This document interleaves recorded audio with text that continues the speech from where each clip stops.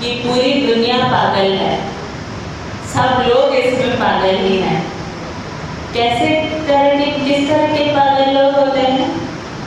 कुछ वर्ग के लोग होते हैं जो पैसों के पीछे पागल हैं, कुछ हैं जो अपनी कामनाएं वासनाएं को पूरा करने के पीछे पागल हैं, कुछ लोग हैं जो कि अपनी डिजायर्स को सेटिस्फाई करने के लिए पागल हैं, कुछ लोग भगवान के लिए पागल हैं। तो वो कहते हैं कि मैं यही चाहूंगा कि मैं वही भगवान के पीछे पागल रहूं, बाकी पागलपन से दूर रहूं। तो हमारा ये परम सौभाग्य है कि हम एक ऐसे देश में वास करते हैं, ऐसे देश में जन्म लेने का हमको सौभाग्य प्राप्त हुआ है जहाँ पे ऐसे महापुरुष अवतरित होके आए हैं।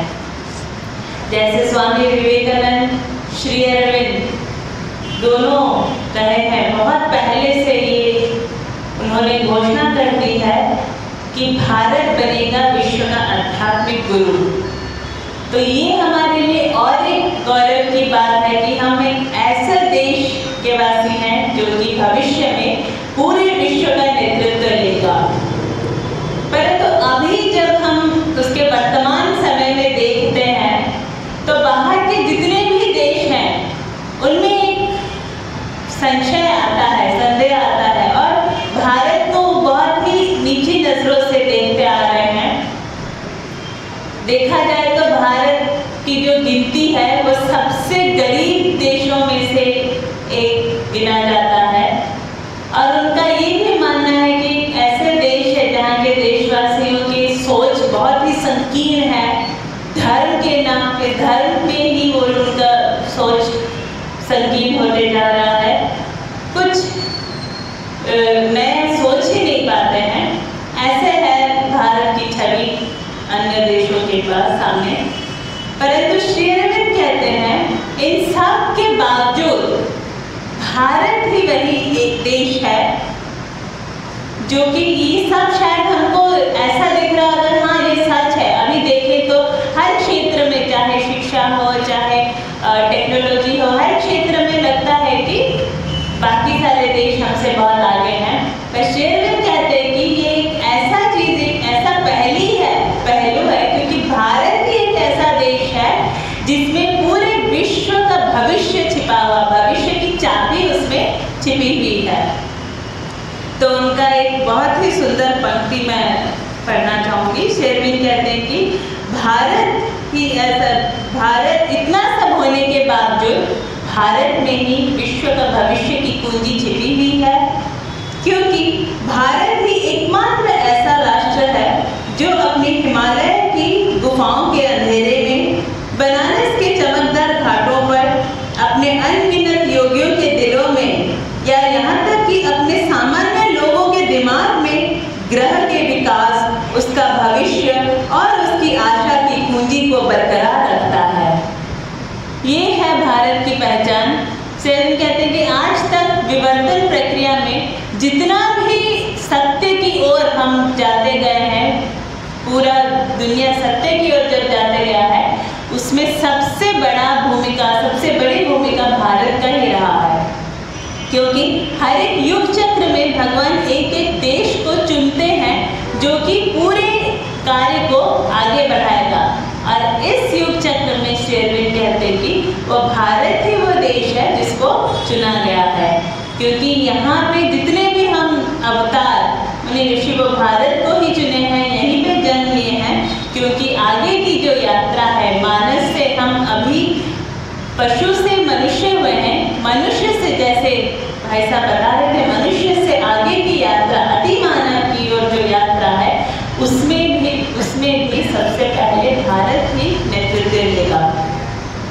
तो जब हम भविष्य के बारे में बात करते हैं, यहाँ पे हमारे मन में एक संशय आता है कि भविष्य क्या है, जिसके बारे में ना हम जानते हैं, ना हम कभी सुने हैं, ना हमको पता है कि आगे है क्या भविष्य में। फिर भी वो भविष्य की ओर हम उत्सुक हैं। क्यों? क्योंकि हम वर्तमान में खुश नहीं है। इसीलिए हम वर्तमान में खुश नहीं है, क्योंकि भविष्य और भी कुछ उज्जवल होने वाला है हमारे लिए। यहाँ पे माँ कहती है कि जो भी आगे होने जा रहा है, अभी एक किरण के रूप में हमारे पास आके प्रकाश हो रहा है, क्योंकि आगे वो पूर्ण रूप से प्रकाश पाने जा रहा है। इसी विश्व में, इसी दुनिया में प्रकाश पाएगा। फिर माता जी कहते हैं कि जो लोग जन्मों जन्मों से जीते आए हैं, युगों युगों से एक ही चीज को चाहते आए हैं, और वो चीज पाने का समय अभी आया है। इसलिए श्री अरविंद इस मुहूर्त को, इस घड़ी को देव मुहूर्त बोले हैं, क्योंकि अभी वो समय है जो कि हम मनुष्य युगों युगों से खुद करने की प्रयास करते आया है, पर अभी भगवान स्वयं आए हैं उस चीज को, जो हम एक अवस्था से दूसरी अवस्था को जाने का समय आया है, वहाँ भगवान स्वयं कार्यरत हैं, स्वयं फिजिकली वो मैनिफेस्ट करके उस चीज को आगे बढ़ा रहे हैं। तो यही है, माता जी कहती है कि एक भविष्य, एक बहुत ही उज्जवल भविष्य हमारे सामने हमारी इंतजार कर रहा है, और उसके लिए श्री अरविंद उसी भविष्य के बारे में ऐलान करने के लिए श्री अरविंद इस पृथ्वी पे अवतरित होके आए हैं। सन 1893 में हम सबको पता होगा कि ये भारत के लिए बहुत ही ऐतिहासिक, बहुत ही महत्वपूर्ण साल है।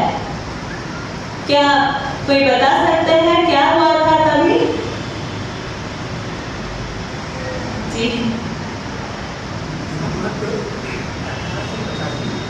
जी 1893। हाँ जी 1875 में क्रांति हुई थी, उसको अंग्रेजों ने जो है एक दूसरा शब्द का उल्लेख किया था, ये एक सारी विरोध, लेकिन वस्तुतः वो स्वतंत्रता की लड़ाई थी, और वो 1893 से जब श्री अरविंद ने वहाँ पे सिलक के कांग्रेस में ये कहा था कि नहीं, हम पूर्ण स्वतंत्रता जी जी आगे विवेकानंद जी जी 1893 में दो बड़ी चीजें हुई थी। एक चीज हुई थी जो स्वामी विवेकानंद जी शिकागो में अपना भाषण देने के लिए गए थे। दूसरी बड़ी चीज हुई थी कि अरविंद पाश्चात्य मतलब लंदन से भारत घूम पे आए थे, भारत को घूमा। जी, ये दो महत्वपूर्ण घटना घटी थी 1893 में, जब भारत माँ की एक संतान भारत की महानता को लेके, सनातन धर्म की महानता को लेके शिकागो जा रहे हैं, भारत से बाहर जा रहे हैं, इसको विश्व में फैलाने के लिए पहला स्टेप ले रहे हैं। अमेरिका जाके शिकागो कॉन्फ्रेंस में भारत की महानता को विस्तारित करने के लिए जा रहे हैं। उसी साल दूसरी तरफ देखा जाए तो 14 साल लंदन में रहने के बाद श्री अरविंद वापस आ रहे हैं भारत, और जैसे भैया बताए जी महीना भी एक ही था। जैसे भैया बताए कि उस समय उनकी ये जो उनका मन में एक दृढ़ता आई कि मैं अभी, मेरा कार्य अभी तय है, साफ है कि मुझे आगे क्या करना है। तो यहाँ श्री अरविंद बता रहे हैं कि अपनी जो अनुभूति में कहते हैं कि मैं 14 साल के अंधकार के बाद मुझे ऐसा अनुभव हो रहा है कि मैं प्रकाश की ओर आ गया हूँ, और ये प्रकाश अभी से मेरी जिंदगी में, पूरे भारत की जिंदगी में, भारत के इतिहास में वो एक बहुत ही महत्वपूर्ण साल था। तो वहाँ से श्री अरविंद जी की जो यात्रा शुरू होती है। जब उनको लंदन भेज दिया गया था, उनके पिताजी उनको भेजते थे, डॉक्टर विश्वनाथ घोष, उनको भारतीयों के विरुद्ध उनका कोई विचार नहीं था, कोई भी मनमुटाव नहीं था, पर उनको बस इतना अच्छा नहीं लगता था कि भारतीय ऐसे हैं जो कि किसी के भी गुलाम बन जाते हैं, बहुत ही आसानी से अंग्रेजों के गुलाम बन गए। इसीलिए वो नहीं चाहते थे कि भारत के संस्कार उनके बच्चों पे पड़े, इसलिए वो चाहते थे कि उनके बच्चे, उनके बेटे बाहर अंग्रेज के तौर तरीके अपनाएं और उनके जैसे कॉन्फिडेंट, उनके जैसे आत्मविश्वासी बने। इसीलिए वो उनको भारत से बाहर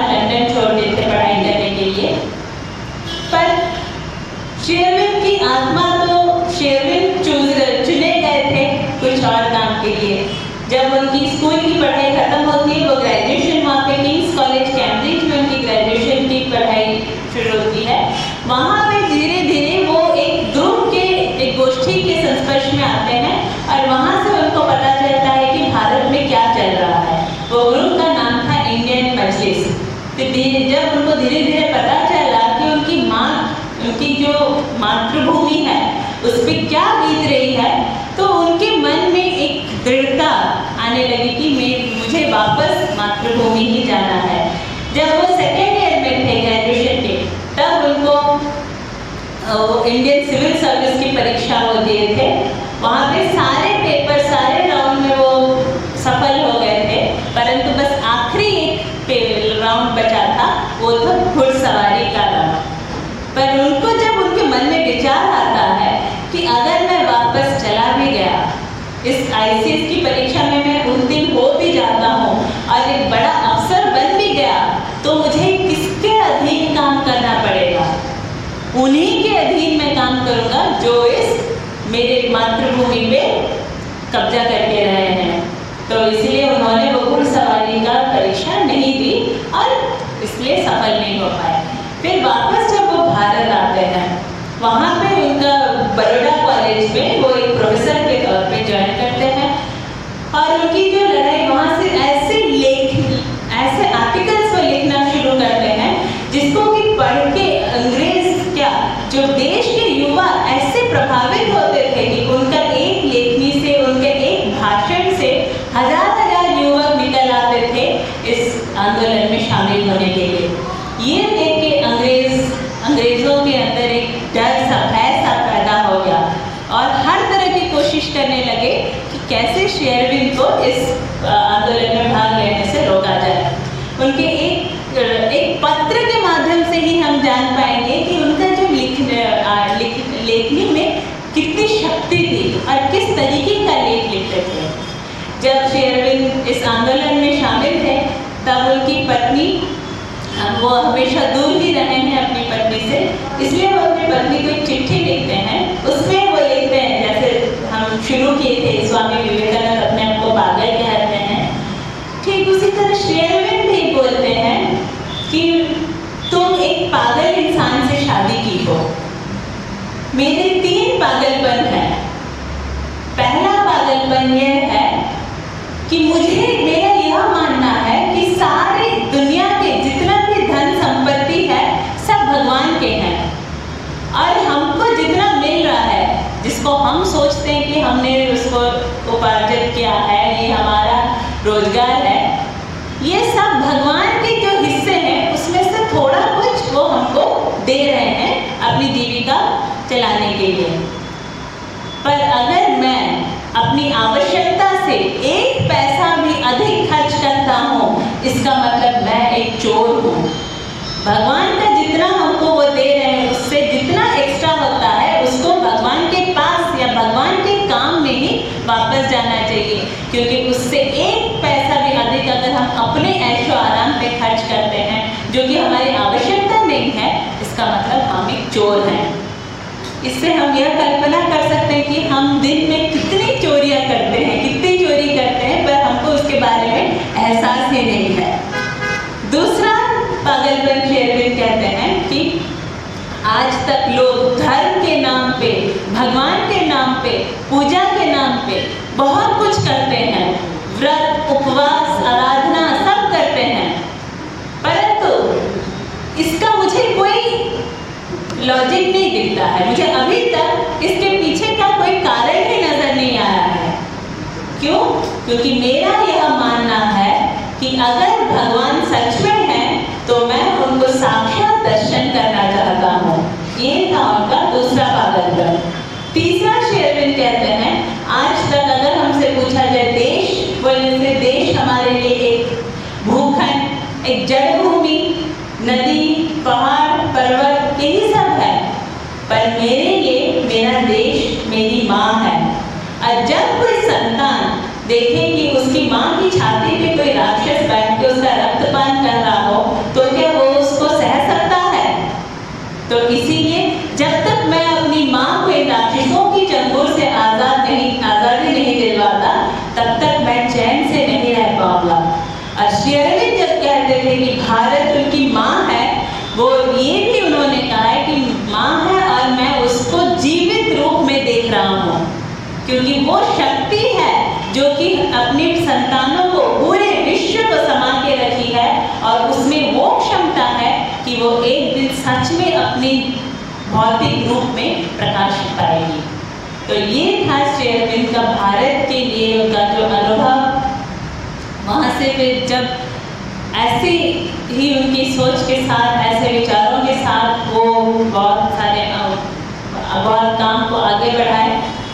जैसे मैं कह रही थी, ब्रिटिश सरकार उनके कार्य को देख के बहुत घबराने लगी और एक झूठे बम केस में उनको गिरफ्तार कर दिया गया। वहाँ पे जब श्री अरविंद को अलीपुर जेल में भर्ती किया जा रहा था, तभी एक क्षण के लिए उनके मन में एक सवाल आता है कि ऐसा क्यों? मैं आज तक जो भी कर रहा था अपनी मातृभूमि, अपनी माँ के लिए, अपने देश के लिए कर रहा था, अभी अगर मैं अंदर जाके रह जाऊँगा तो आगे की लड़ाई कैसे लड़ूंगा? जो आज़ादी की लड़ाई मैं लड़ने के लिए आया हूँ वो कैसे हो सकता है? बस वो एक क्षण के लिए आया, फिर से उनका जो विश्वास था वो परमात्मा पे, भगवान पे दृढ़ हो गया और एकदम शांति के साथ, एक गंभीरता के साथ, उनके चेहरे पे जो गंभीरता हमेशा देख सकते हैं, उसके साथ वो अंदर गए। और जेल में उनको पता है पहले कैसे रखा जाता था कैदियों को, और उनको इतना भयंकर अपराधी का जो खिताब मिला था, वो कुछ भी किए नहीं थे। उनके बम बनाने का कोई सबूत भी उनके पास नहीं मिला था, पर ये बस एक षड्यंत्र था उनको बंद रखने के लिए। तो इसलिए उनको एक 8 बाय 8 एकांत कमरे में उनको रखा गया था। और जैसे हम जानते हैं कि अगर हम पूरा एक दिन बिना किसी से बात किए, बिना किसी इंसान का चेहरा देखे अगर रहते हैं, एक दिन में हमारी क्या हालत हो जाती है। अगर भगवान के साथ उतने कनेक्टेड नहीं होते हैं, और भगवान के साथ कनेक्टेड होने के बाद भी एक दिन से 2 दिन 3 दिन अगर हो जाता है तो हमारी क्या हालत होगी। पर उसी अवस्था में श्री अरविंद को पूरा जो उनका टर्न पीरियड था, पूरे टर्न पीरियड में उनको वैसे ही गिरफ्तार कर उसी कमरे में रखा गया था। वहाँ पे उनको एक ऐसी उपलब्धि प्राप्त की कि एक जहाँ भी वो देखे उनको श्री कृष्ण ही नजर आए। जब वो जेल के रॉड्स में देख रहे थे, वहाँ भी उनको श्री कृष्ण नजर आए। जहाँ वो जेलर को देख रहे हैं, जेलर में उनको जेलर की शक्ति में भी श्री कृष्ण ही नजर आ रहे थे। जहाँ भी देखे वहाँ बस श्री कृष्ण, और जहाँ श्री कृष्ण वहाँ आनंद। चाहे वो जितनी भी तकलीफ हो, चाहे वो जितना भी उनको जेल की जितनी भी शक्ति होती थी, वहाँ पे उनको बस आनंद ही आने लगी तब से। और उसके बाद जब उनको आखिरी सुनवाई के लिए कोर्ट किया जाता है, वहाँ पे जज को वो देख रहे हैं, तो उसके जज के चेहरे पे भी उनको श्री कृष्ण ही नजर आ रहे हैं।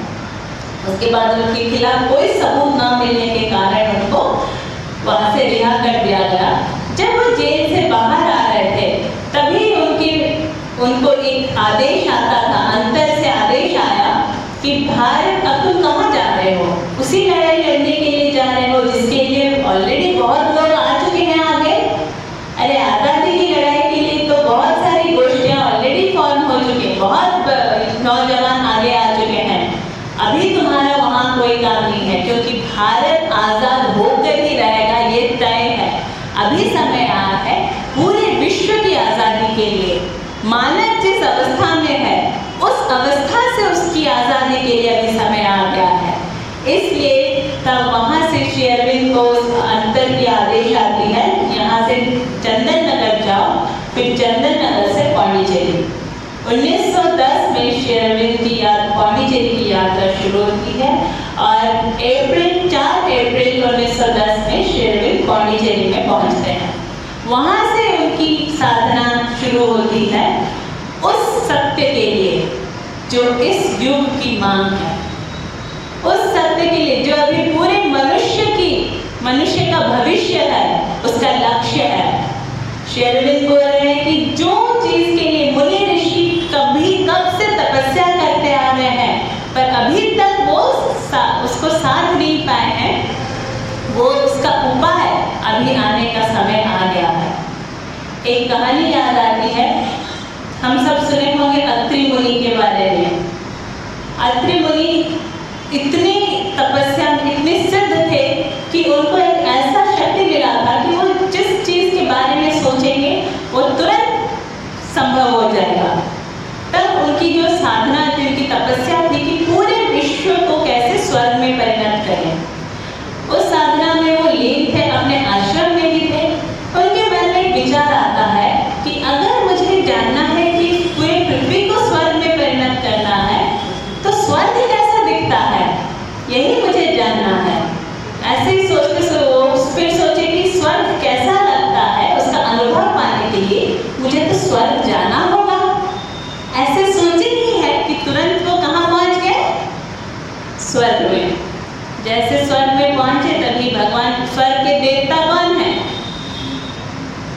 स्वर्ग में देवताओं के राजा कौन है?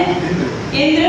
तभी इंद्र वहाँ पे उनका खूब अच्छे से स्वागत कर रहे हैं और उनके नाम पे संगीत समारोह भी शुरू हो गया, नृत्य समारोह भी चल रहा था। इतना आनंद ही आनंद देखते उनको लगा कि वाह, इतना सुंदर है स्वर्ग। तो ऐसा पूरे विश्व, पूरे पृथ्वी के बारे में छोड़ो, पहला मेरा आश्रम कैसे स्वर्ग बन जाए, मैं इसकी कोशिश करता हूँ। तभी फिर वो जब वापस अपने आश्रम में आते हैं और सोचते हैं कि वो स्वर्ग का सुख यहाँ भी मिल जाए, तभी तुरंत उनका आश्रम भी स्वर्ग जैसा बन जाता है और वो पूरे भोग विलास में लीन हो जाते हैं। उनकी साधना को वो कुछ क्षण के लिए भूल जाते हैं। तभी उनकी जो धर्म पत्नी अनुसया जब ये देखती हैं, उनको थोड़ा ठीक नहीं लगा। सोचे कि कहाँ गया मेरे पति का तपस्या, अभी वो थोड़ा भटक गए हैं। तो उन्होंने जब विष्णु जी से प्रार्थना की कि कैसे वो अपने लक्ष्य के बारे में सचेत हो जाए, तो विष्णु तो कभी अपने भक्तों की प्रार्थना की अनसुना नहीं करते। वहाँ पे जैसे ये सब जब चल रहा था कार्यक्रम, तभी असुरों के जो राजा थे वो देखते हैं कि अरे यहाँ पे क्या एक स्वर्ग का अनुभव हो रहा है, क्या इंद्र शायद आके यहाँ पे शिविर लगाए हैं। तो उनको लगता है कि चलो इंद्र यहाँ पे आके हमको ऐसे ही बेवकूफ बनाने के लिए शायद यहाँ पे आके शिविर लगाया है, चलो इसी अवस्था को, इसी स्वर्ग को हम यहीं पे ध्वंस कर देते हैं करके वो आके पूरे सेटअप जितना भी सब हुआ था सबको ध्वंस कर देते हैं। तभी अत्रि मुनि अपने वापस अपने होश में आते हैं और सोचते कि ये मैं क्या करने चला था, जो चीज अभी संभव नहीं है, जो सत्य नहीं है, मैं उसी में लीन हो गया था। इसका मतलब अभी उसका समय नहीं आया है। तभी विश्वकर्मा आते हैं और उनसे पूछते हैं क्या मैं आपका स्वर्ग का निर्माण दोबारा करवा दूं? वो कहते हैं नहीं नहीं, ये तो सब माया है, ये तो सब अस्थाई है। पूर्ण रूप से स्थायी रूप से स्वर्ग की स्थापना करने का समय शायद नहीं आया है और ना ही ये उसका उपाय है। इसलिए तब तक जितना भी हम ये नहीं बोल सकते कि आज तक तो इसके बारे में सोचा नहीं था, पर अब तक उसकी मार्ग नहीं दिखा था। इसलिए श्री अरविंद 40 साल तपस्या करके उस शक्ति को इस पृथ्वी पे अवतरित कर रहे हैं जिसका नाम है अतिमानस शक्ति। और श्री अरविंद कहते हैं कि अतिमानस शक्ति के अवतरण के बाद से हम वो सब संभव हो पाया है जो मनुष्य युगों युगों से चाहता है। मनुष्य आज तक हम न दुख चाहे हैं, न रोग चाहे हैं, न मृत्यु चाहे हैं, और इस अतिमानस शक्ति के कार्य से वो सब संभव हो पाया है जो आज तक नहीं हो पाया था।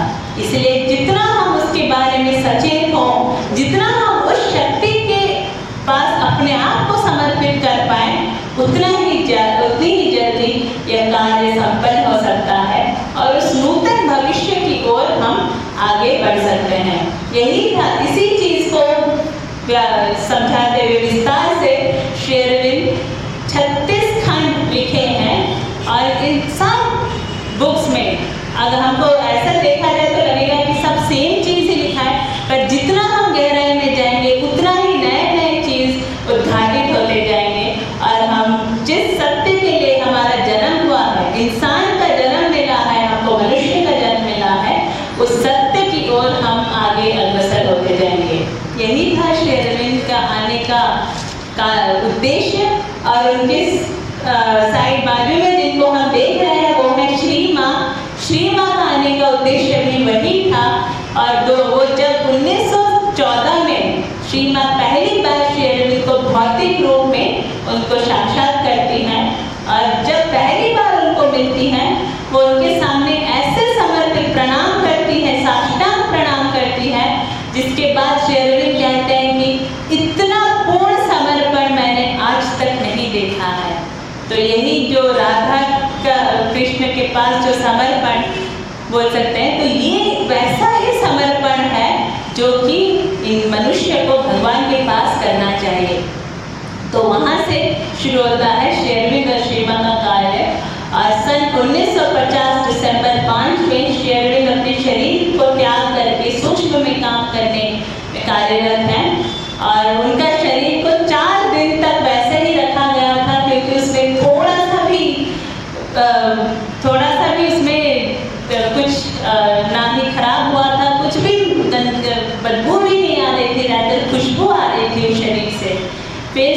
क्योंकि उस शरीर में अतिमानव शक्ति का वास था।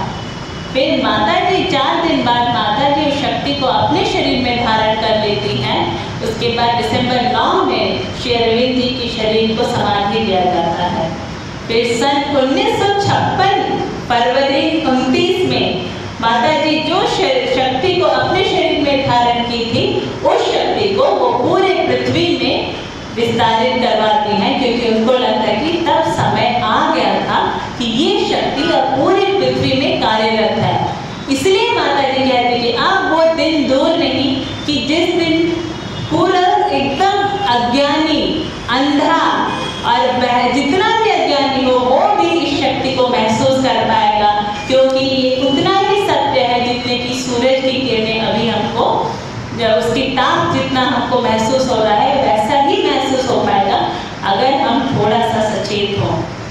पर सचेत हो या ना हो, जल्दी हो या थोड़ा लेट भी हो सकता है, पर ये सत्य है कि हर एक मनुष्य का जो भविष्य है वो है दिव्य मानव बनना या अति मानव की ओर जाना।